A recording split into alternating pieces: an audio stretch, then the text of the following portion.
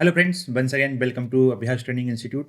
तो इस वीडियो में हम बात करेंगे कि मैटलैब में हम पाथ के साथ किस तरीके से वर्क कर सकते हैं। एक्चुअली हमने देखा है कि अगर हमें कुछ भी पाथ अपना सेलेक्ट करना है, तो हम यहाँ से जाके या इधर से अपने इस ऑप्शन से अपने पाथ को जो है वो सिलेक्ट कर सकते हैं, जिस भी डायरेक्टरी के साथ हमें वर्क करना है। लेकिन कई बार होता क्या है कि आपका जो प्रोजेक्ट है वो किसी दूसरी डायरेक्टरी में है, लेकिन आपको जो फाइल अपलोड करनी है वो दूसरी डायरेक्टरी में है। फॉर एग्जाम्पल, जो हमने लास्ट वीडियो में देखा था कि हमारा जो डेटा था वो हमारा किस फ़ोल्डर में है, इस फ़ोल्डर में है, like inside D ATI and micro Python. अब मुझे क्या करना है, ये जो मेरी फ़ाइल है, इस फ़ाइल को इंपोर्ट करना है मैटलैब में।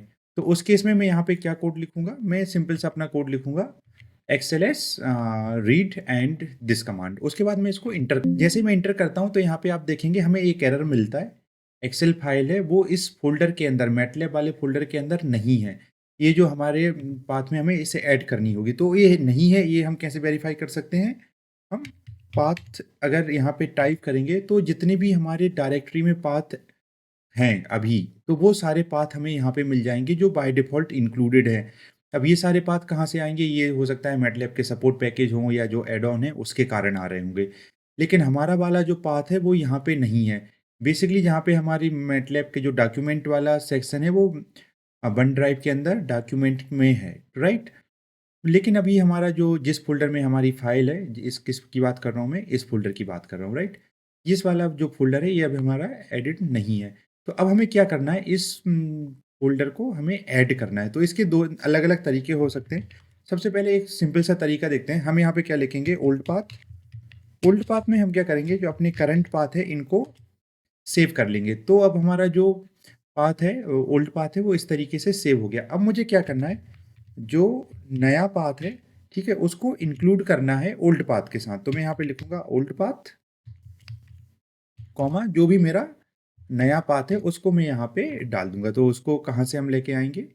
आपको कुछ नहीं करना, यहाँ पे जाएंगे, इसको हम कॉपी करेंगे अपने एक्सप्लोरर से और यहाँ पे नेम को पेस्ट कर देंगे। तो अब हमारा जो पाथ है वो इंक्लूड हो गया है। कैसे चेक करेंगे? वापस से हम पाथ कमांड से इसको चेक कर सकते हैं। सॉरी, ये जो ओल्ड पाथ अपडेट हो गया, हमें पाथ को चेक करना है ना कि अपडेट करना है। तो मैं यहाँ पे पाथ टाइप करता हूँ, ठीक है।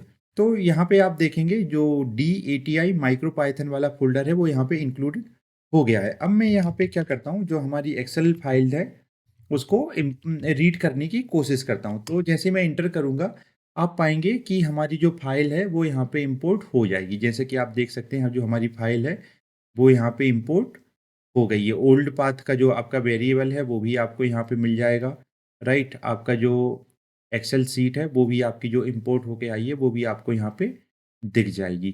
तो ये हमारी एक्सेल जो है वो भी यहाँ पे क्या हो गई है, इंपोर्ट हो गई है। तो काफ़ी ईजी है, इसमें ज़्यादा प्रॉब्लम होती नहीं है कि हमें किस तरीके से इसको इंसर्ट करना है। अब आगे हमें क्या देखना है कि ये तो हुआ एक तरीका, राइट? और कौन-कौन से चीज़ें हैं जिन पे हम यहाँ पे काम कर सकते हैं। हाँ, तो यहाँ पे हम देखते हैं कि हमारे पास कुछ डायरेक्टरी हैं। इन डायरेक्टरी को अगर हमें अपने पाथ के साथ इंक्लूड करना है, जो कि अभी इस पाथ में नहीं है, तो उसको भी हम ऐड पाथ में डाल सकते हैं। आपको कुछ नहीं लिखना है, यहाँ पे आप ऐड पाथ कीजिए, राइट? ये ऐड पाथ क्या करेगा, ये बहुत ही सिंपल सी कमांड है। ये जितने जो भी आपका पाथ है इसके सबसे टॉप पे जिस भी फ़ोल्डर को आप ऐड करना चाह रहे हैं उसको ऐड कर देगा। जैसे मैं इस फ़ोल्डर को ऐड करता हूँ, राइट?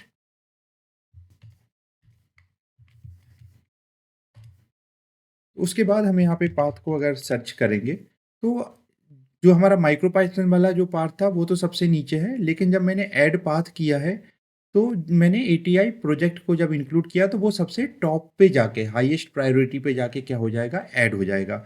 इसी तरीके से अगर आपको कोई डायरेक्टरी क्रिएट करनी है तो आप MKDIR का यूज कर सकते हैं। इधर आपको जो भी फ़ोल्डर बनाना है वो फ़ोल्डर यहाँ पे बन जाएगा, राइट?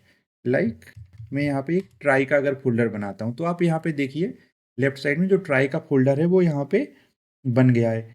सिमिलर तरीके से हम यूज़र पाथ भी पता कर सकते हैं। जैसे ही आप यूज़र पाथ डालेंगे तो जो यूज़र जिस पाथ पे अभी वर्क करेगा, डिफ़ॉल्ट जो पाथ है वो इस तरीके से है।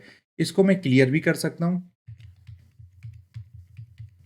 यूजर पाथ अंडर आपको कुछ नहीं लिखना है, आप यहाँ पे क्लियर लिखिए और इस पाथ को हम क्या कर सकते हैं, क्लियर कर सकते हैं। अब आप यूजर पाथ को देखेंगे तो आपका जो यूज़र का पाथ है वो क्लियर हो गया। अब आप सोचेंगे ये तो क्लियर हो गया, अब वापस से कैसे आएगा? तो हम इसको रीसेट भी कर सकते हैं।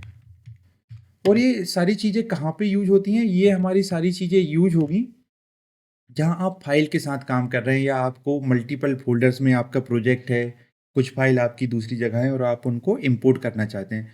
तो उधर ये हमारी सारी चीज़ें जो हैं वो अ, काम आएँगी। तो इस तरीके से जो पाथ को है हम इंक्लूड कर सकते हैं और जो हमारी फ़ाइल है वो इम्पोर्ट कर सकते हैं। तो होपफुली आपको ये समझ में आया होगा, अगर नहीं समझ में आया तो आप मुझे कमेंट करके बता सकते हैं और आप किस टॉपिक पे आगे वीडियो चाहते हैं हमें ज़रूर कमेंट करके बताइए, ताकि हम और अच्छी-अच्छी वीडियो आपके लिए ला सकें। तो थैंक यू फ्रेंड्स और सब्सक्राइब करना मत भूलिएगा।